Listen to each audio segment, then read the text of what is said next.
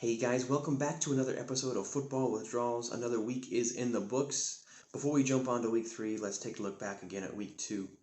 I think my biggest takeaways from week 2 were the Packers and Falcons game. I knew they could probably keep it close, but I really didn't think that the Packers offense was going to get stymied the way it did. Jordan Love still looks great. He had a couple throws that should have been picked, but he got lucky. He's still perfect when it comes to touchdown and pick ratio. I think they're going to do better, but that was a great game. Props to that Falcons defense. Offense did enough to capitalize on the turnovers. We'll see how long that can last. They really need to get some cohesion there. But that, and then the Commanders, that was impressive. It's great to see a young offense come together and pull out a clutch win like that. And I mean, gosh, that Russ touchdown at the end, that was incredible. I mean, you see those from highlights of years ago, think they'll never happen again, and yet you watch it live. That was really cool. But we're going to do a little bit different this video. After I give my pick for the games, each individual game, I'm going to run a highlight of that team's best play from the previous week. Let's get into week 3. All right, starting off with the Niners and Giants. The Giants finally showed some life after 6 quarters of absolute nothingness. They came back with an incredible win over the Cardinals last week, but they're going to run smack into a wall that is the 49ers defense. The line right now is the Niners by 10. I see it kind of staying there. The Niners are just clicking on all cylinders. They've yet to really make any mistakes on offense, and their defense is just incredible. So I'm taking the Niners this week. And has since he's taken over as the starting quarterback. Toss play McCaffrey with blockers in front. Has a crease. McCaffrey with speed down the sideline. McCaffrey one man to beat. A little hesitation. All right, Falcons and Lions. The Falcons defense has been playing really well, and so has the Lions offense. It's going to come down to which one of those units has a better game. If the Falcons ride Bijan, I see them taking the win. The Lions may be down Amon-Ra St. Brown as well as Chauncey Gardner-Johnson. If those guys are out, I think the Falcons are going to win this game. Couple jabs his way. Some trickery from to Smith. Ritter going deep for Hollins. He's got it. Up next, Bills and Commanders. Commanders just came off of a great comeback win versus the Broncos. A young offense kind of starting to fire. And Bills, after starting the season terrible, they had a great game last week versus the Raiders. I just don't see the Bills stopping rolling now. I think they're going to keep it going. I think the Bills are going to take this game. I think the Commanders do score a decent bit of points. I think it's a little closer than one might assume, but I'm still giving it to the Bills here. Kyle Allen, 2nd and 7. Oh, bursting free is Cook. Look at him rocket downfield. Up next, we have the Broncos and the Dolphins. The Broncos, again, they started off the game amazing. Everything was firing. They were hitting all the throws. The runs were there. Second half hits. Everything falls apart, offense and defense.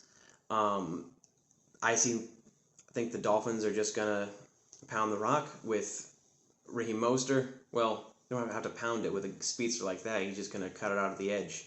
And then, of course, you got Jalen Waddle and Tyreek Hill. I don't see the Broncos keeping up with the high-flying offense of the Dolphins. I think the Dolphins are going to take this one. Those double teams all the time with the great gunners in the history of the league. Mostert takes off and goes the distance for the touchdown. So the Patriots defense. And up next, we have the Texans and Jaguars. C.J. Stroud played a good game last week. They were able to move the ball and score some points. I just don't think it's enough against this Jaguars team. Their defense held the Chiefs to 17 points. That's no easy feat. I know it was Kelsey's first game back and Chris Jones, his first game back too. But I think the Jaguars are playing well. I think they're just going to roll right through this young Texans team. List is not getting a workout. Let's just say it's accumulated. Lawrence, he's going to go long, and it's caught by Kirk. And Colts and Ravens. Anthony Richardson is in concussion protocol. There's no guarantee he's going to play this game. He still might if he can clear through, but odds are now that he's probably going to miss this game. Even if he was in, I don't think there's much of a chance the Colts do beat the Ravens. I think the Ravens are just going to take this. They're just going to run the ball. And props to Lamar Jackson. They're throwing more than I thought they were going to. I know they said before the season started that was their plan, but he's been connecting. Zay Flowers caught a big one, contested catch last week. We'll see what that offense does, but I'm taking the Ravens in this game. Injury.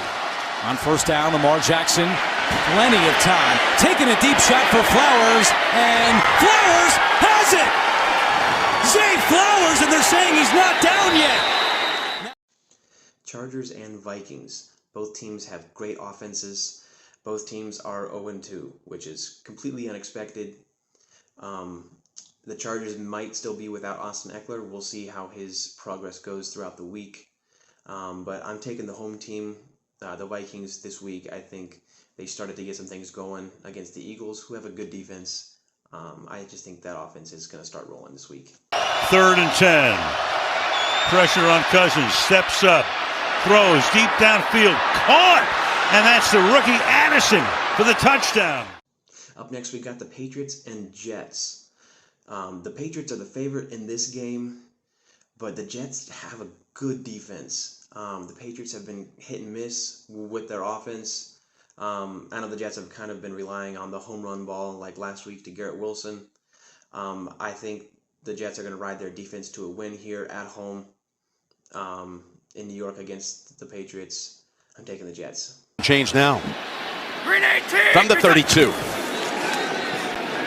Good fake down the middle. Oh, he ripped it. He got Garrett Wilson in stride. And this is going the distance. Just like... We have the Saints and the Packers up next. Saints played a decent game last week against a not-so-great Panthers team.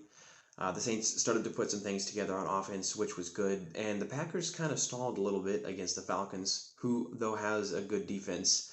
Same as the Saints this week. Given that's the case, I'm going to take the Saints in this game.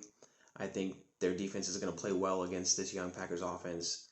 And I think Derek Carr is going to be able to put enough together to drag out a win this week. It's in for pass protection. Panthers rush 5. Carr steps up and delivers downfield. Get him a 50-50 ball. What? Up next, we have the Titans and the Browns. The Titans played a really good game last week against a good Chargers team. At least their offense-wise, they were able to keep up with scoring. And the Browns just lost Nick Chubb. That's going to be a huge blow. Jerome Ford played well in his stead, and they did just sign Kareem Hunt. He should be able to be a plug-and-play player since he was there last year, and the last few years, actually. So I think he's going to, again, fit well with that scheme that they have. But missing Chubb is going to be really huge for them. I'm taking the Titans here. I think it's going to be more than just a week before the Browns are able to kind of put everything together. They really didn't do much after Nick Chubb went down besides that big run from Jerome Ford. Titans are just going to be able to run Derrick Henry, and they're going to take this win. Again, this is a Titans team the last couple of years that haven't scored a lot of points. Tannehill to throw, looking long, looking for Burks. He's got him at the 20-yard line, and Burks is dragged down from behind by... Panthers and Seahawks. Panthers just haven't been good. I know it's only 2 weeks in. You got a young quarterback. He showed signs of some future star potential, but I don't think they get their first win this week. I'm taking the Seahawks here. The Seahawks, who kind of laid an egg week 1, they turned it around this past week and kept up with a high-flying Lions offense into overtime. The Seahawks are just going to keep rolling, and they're at home. So I'm taking the Seahawks this week. Next man up. Pressure coming again. Goff hit as he throws, and it's intercepted. There is Trey Brown, open to the end zone, and he's going to score. Bears and Chiefs. Nothing really else needs to be said here. The Bears haven't been able to do like anything on offense. They haven't pushed the ball downfield. Justin Fields made some comments about coaching and whatnot. There's just kind of a whole mess going on in that Chicago area. And the Chiefs finally were able to get some players back last week in Kelsey and Chris Jones, give them another week practicing. They're going to play really well against this Bears team. The Chiefs are going to take this week. There's a 1 second differential. Mahomes on 3rd down and 6. Mahomes stops, floats it up. It is caught wide open. Sky Moore. And Moore will get tackled from behind. Cowboys and Cardinals and up next. Cowboys have just been rolling. They scored 40 first week, 30 the second. The Cardinals played a good game last week. Well, the first half at least. That was fun to watch. Again, I like Josh Dobbs. It was fun to see him get to play and do well. But there's no way they do anything against this Cowboys defense. And the Cardinals defense wasn't so great to close out the game. They let up 30-something points in the second half to the Giants. The Cowboys are probably going to wipe the floor with them this week. So I'm picking the Cowboys. Up, and here he goes. Oh, beat him again. Up the middle, giving chase. Flag is out. Ball intercepted. Curse has it. Curse taken off. And the Cowboys defense trying to get another touchdown this week. And up next is the Steelers and Raiders. Steelers have a terrible history on that West Coast. And right now their offense isn't playing so well, but their defense is lights out. The Raiders haven't really shown much on offense to combat that, and their defense hasn't really been all that hot either. Given that, I think the Steelers defense is going to carry them to another win. Hopefully they can put something together on offense or ride that run game. Max Crosby aside, the Raiders defense, or that at least the front seven, isn't so great. I guess besides Diablo, he's pretty freaking awesome. I think they're going to be able to get this run game started this week against the Raiders. I'm taking the Steelers this week. That's huge. Pickens wide open. Pickens. There he goes. Touchdown Steelers. Back on top. All right, up next is the Eagles and Buccaneers. The Eagles finally got some things rolling last week after kind of starting off pretty sluggish in week 1. And the Buccaneers have definitely been my biggest surprise so far. Their offense has been playing well. Baker Mayfield has been hitting Mike Evans. That's going to be a fun connection to watch all year long. The Buccaneers definitely are the best defense the Eagles have played so far. That's going to be a nice test for that offense, especially the Bucs front seven. So definitely look for the Eagles to push the ball downfield and test those corners. But I'm taking the Eagles this week. I just don't think the Bucs are ready to take on a team like Jalen Hurts and the Eagles. 3rd and 4. Here comes pressure. There goes the ball wide open. It is Smith again, all the way for the touchdown. And for the second of the Monday night games, we're at the Rams and Bengals. Joe Burrow re-injured his calf. They're not sure if he's going to be able to play. And the Rams have 2 straight games of scoring a decent amount of points. Obviously, they got beat last week by the Niners, but it was the Niners. I'm taking the Rams here. I don't think the Bengals are going to be able to, especially without Joe Burrow, assuming that's the case, be able to stand up against that team. They finally got to put some things together last week, but again, Joe Burrow got hurt. So I'm taking the Rams this week. Positive. 1st and goal from the 6. Stafford, Williams, blockers in front, the cutback, and the touchdown. All right, guys, that's it for this week. Let me know in the comments what your picks are, or if you have any issue with the picks that I made. I'm up to, 20 and 12 now on the year after I made 12 correct picks last week.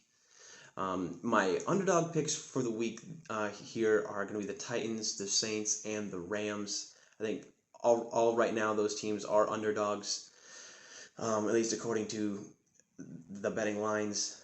I think they all have really good chances to win their respective games. I gave reasons for it, obviously, in the video. Right now, if you parlay those odds, you're at like plus 1,000 on the 3 of them. But those are my picks for the week. Let me know how it goes, and I will see you guys next time.